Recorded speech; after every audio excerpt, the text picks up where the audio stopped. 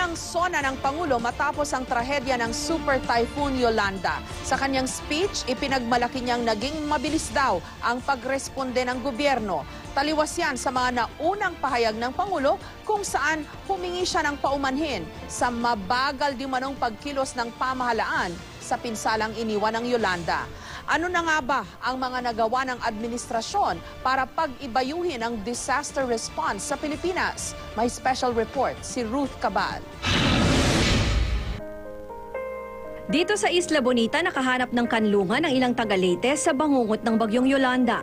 Sa mga kubong ito sa tabing dagat, pilit silang bumabangon sa tulong ng isa't isa. Dito na lang muna kami kasi doon sa Tacloban, kahit college graduate kami, hirap na makapasok.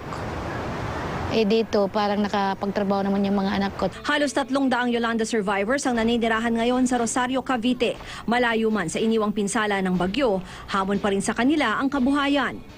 Sa huling survey ng Social Weather Stations o SWS, nakuha ng Pangulo ang pinakamababang satisfaction ratings mula nang maupo siya sa pwesto.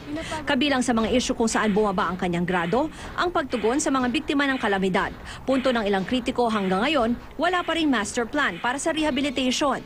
Ang next gagawin natin ngayon is to present to the President for his approval yung implementation because it entails downloading of resources. Hindi pwede talaga magtagal yung mga tao doon, di ba? Ito nga, nangyari nga nung nag-Glenda, yung mga nakatira sa tents, na-underwater na naman sila. Sa paghagupit ng isa sa tinaguriang pinakamalakas na bagyo sa kasaysayan, maraming araw mapupulot na aral tungkol sa paghahanda. Sa pananalasa ng bagyong Glenda, pinagmalaki ng pamahalaan na mas naging maagap tayo. Metro Manila is populated by 12 million people. And hindi po ba ang naging casualty lang natin sa Manila, dadalawa lang. Maagang nakapagbigay ng babala ang pag-asa sa tulong na rin ng teknolohiya sa pamamagitan ng proyektong Nationwide Operational Assessment of Hazards o Project NOAA na may kakayahang mag-simulate ng storm surge o daluyong. You can only arrive at the height of the storm surge. We could not paint a picture of the landscape. At yung mga mapang yon, yun yung layunin na gawin ng Project NOAA. No? Magkaroon ng mga mapa para kapag may warning, alam mo kung saan ka pupunta. Pero may babalaman, hindi pa rin naabot ang target na zero casualty. Mahigit 100 pa rin ang nasawi dahil sa bagyong Glenda, karamihan sa Quezon Province.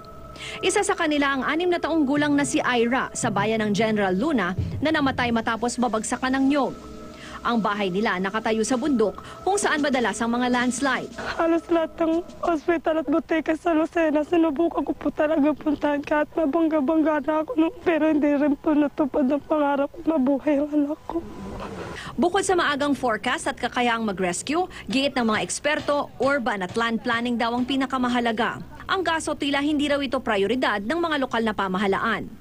Yung responsibilidad para sa paggawa ng Disaster Risk Reduction and Management Plan, nagiging ad hoc, kumbaga temporary assignment sa, let's say, sa planning office, sa engineering office, ganun. Para matugunan ang iba pang butas sa sistema, bubususiin sa susunod na taon ang Republic Act 10121 o Disaster Risk Reduction Management Act. Ngayon lang nangyari ang ganitong kalaking proyekto na pinondohan ng gobyerno.